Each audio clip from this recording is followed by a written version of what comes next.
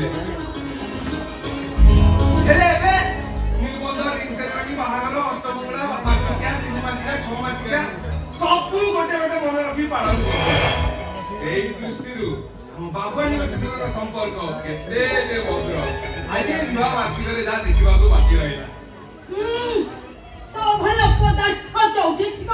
ସବୁ କାମ ବାକି ରହିଯିବ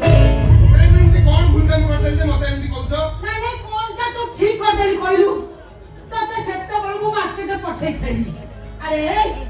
ତୁ ଏତେବେଳେ କେବେ ବୁଲି ବୁଲିକିରି ଘରକୁ ଫେରୁଛୁ ଏ ଘରର ସାଜସଜା ହବ କେତେବେଳେ ମୋ ପୁଅ ବୋହୁ କେକେ କାଟିବେ କେତେବେଳେ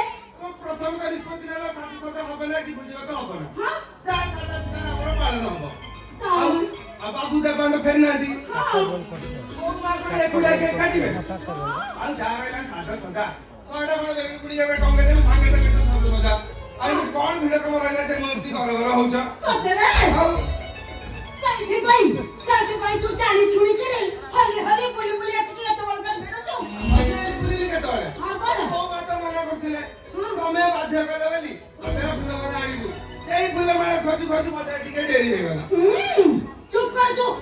ଆଉ ତୋର ଏତେ ଗପିବା ଦରକାର ନାହିଁ ହେଲା ଯା ଘରର ସବୁ ଗୁଡାକ କାମ କରିଦବୁ ମୁଁ ଯାଉଛି ସେ ଶାନ୍ତି ଅପା ଘର ଆଡକୁ ଆସେ ବାବାଣୀ ଆଜି ତମ ଘରୁ କେହି ଗେଷ୍ଟ ଆସିବେନି ପୁଣି ତମେ ତାଙ୍କ ଘରୁ ଯିବ କଣ ପାଇଁ ତୁ କଣ ମୋ ଘରର ମୁରବି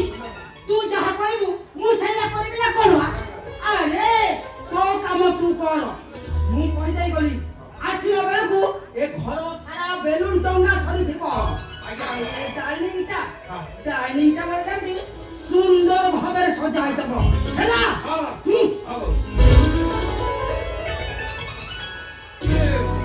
ଲାଗୁଛି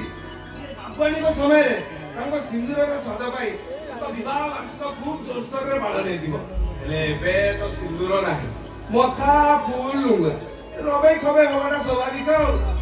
ଏଠି ଏକା ଏକା ଠିଆ ହେଇ ମନେ କଣ ଗପୁଛି ତୁ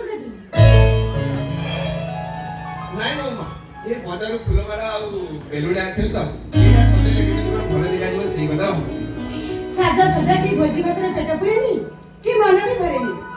ଉତ୍ସବ ପାଳନ କରିବାର ସବୁଠାରୁ ଗୁରୁତ୍ୱ କଥା ହଉଛି